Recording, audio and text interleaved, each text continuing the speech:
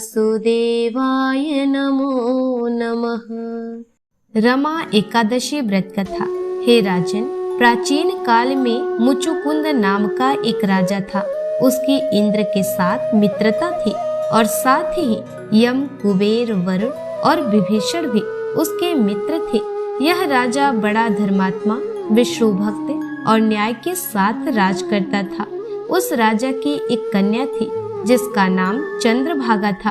उस कन्या का विवाह चंद्रसेन के पुत्र शोभन के साथ हुआ था। एक समय वह शोभन ससुराल आया। उन्हीं दिनों जल्दी ही पुण्यदायिनी एकादशी रमा भी आने वाली थी। जब व्रत का दिन समीप आ गया तो चंद्रभागा के मन में अत्यंत सोच उत्पन्न हुआ कि मेरे पति अत्यंत दुर्बल है और मेरे पिता की आज्ञा अति कठोर है। दसवीं को राजा ने ढोल बजवाकर सारे राज्य में यह घोषणा करवा दी कि एकादशी को भोजन नहीं करना चाहिए। ढोल की घोषणा सुनते ही शोभन को अत्यंत चिंता हुई और अपनी पत्नी से कहा, हे प्रिय, अब क्या करना चाहिए? मैं किसी प्रकार भी भूख सहन नहीं कर सकूंगा। ऐसा उपाय बतलाओ कि जिससे मेरे प्राण बच सके, अन्यथा मेरे प्राण अवश्य चले जाएंगे। चंद्रभागा कहने लगी कि हे स्वामी, मेरे पिता के राज्य में एकादशी के दिन कोई भी भोजन नहीं करता। हाथी, घोड़ा, ऊंट, बिल्ली, गौ आदि भी तृण, अन्न, जल आदि ग्रहण नहीं कर सकते। फिर मनुष्य का तो कहना ही क्या है। यदि आप भोजन करना चाहते हैं तो किसी दूसरे स्थान पर चले जाइए, क्योंकि यदि आप यहीं रहना चाहते हैं तो आपको अवश्य व्रत करना पड़ेगा। ऐसा सुनकर शोभन कहने लगा कि हे प्रिय, मैं अवश्य व्रत करूंगा। जो भाग्य में होगा वह देखा जाएगा। इस प्रकार से विचार कर शोभन ने व्रत रख लिया और वह भूख व प्यास से अत्यंत पीड़ित होने लगा। जब सूर्य नारायण अस्त हो गए और रात्रि को जागरण का समय आया तो वैष्णवों को अत्यंत हर्ष देने वाला था, परंतु शोभन के लिए अत्यंत दुखदायी हुआ। प्रातः काल होते शोभन के प्राण निकल गए।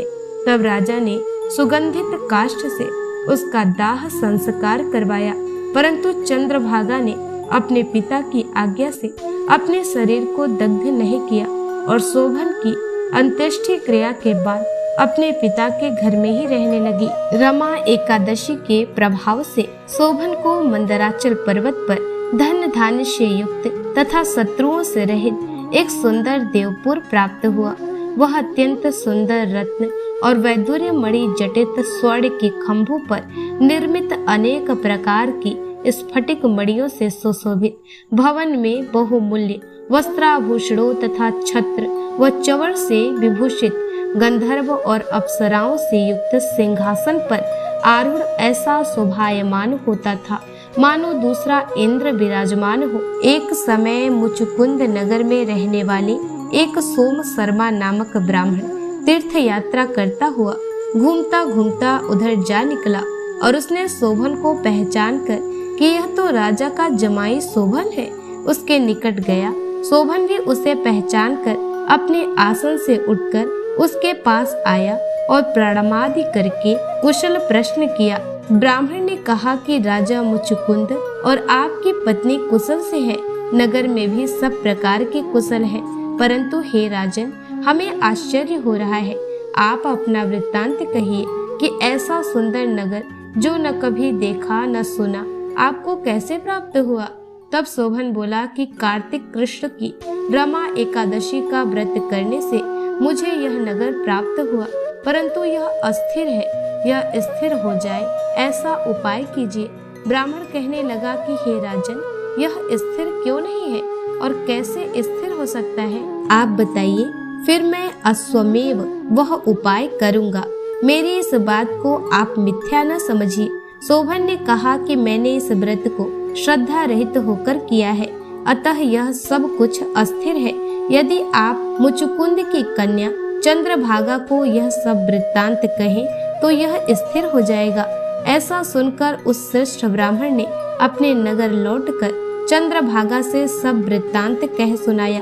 ब्राह्मण के वचन सुनकर चंद्रभागा बड़ी प्रसन्नता से ब्राह्मण से कहने लगी कि हे ब्राह्मण, ये सब बातें आपने प्रत्यक्ष देखी है या स्वप्न की बातें कर रहे हैं? ब्राह्मण कहने लगा कि हे पुत्री, मैंने महावन में तुम्हारे पति को प्रत्यक्ष देखा है, साथ ही किसी से विजय न हो ऐसा देवताओं के नगर के समान उनका नगर भी देखा है। उन्होंने यह भी कहा है कि यह स्थिर नहीं है, जिस प्रकार वह स्थिर रह सके सो उपाय करना चाहिए। चंद्रभागा कहने लगी, हे विप्र, तुम मुझे वहां ले चलो, मुझे पति देव के दर्शन की तीव्र लालसा है। मैं अपने किए हुए पुण्य से उस नगर को स्थिर बना दूंगी। आप ऐसा कार्य कीजिए जिससे उनका हमारा संयोग हो, क्योंकि वियोगी को मिला देना महान पुण्य है। सोम शर्मा यह बात सुनकर चंद्रभागा को लेकर मंदराचल पर्वत के समीप वामदेव ऋषि के आश्रम पर गया।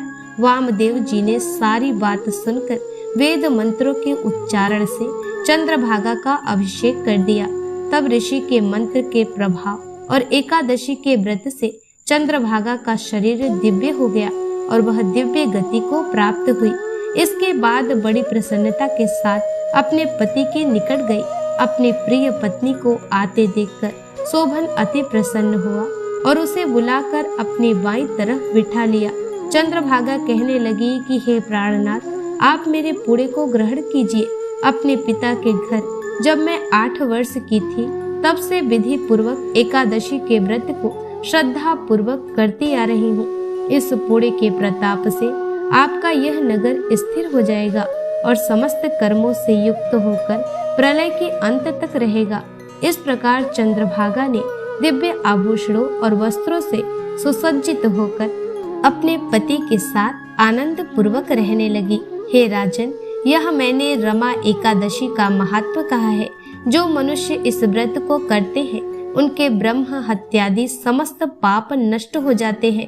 कृष्ण पक्ष और शुक्ल पक्ष दोनों की एकादशियां समान हैं, इनमें कोई भेदभाव नहीं है, दोनों समान फल देती हैं।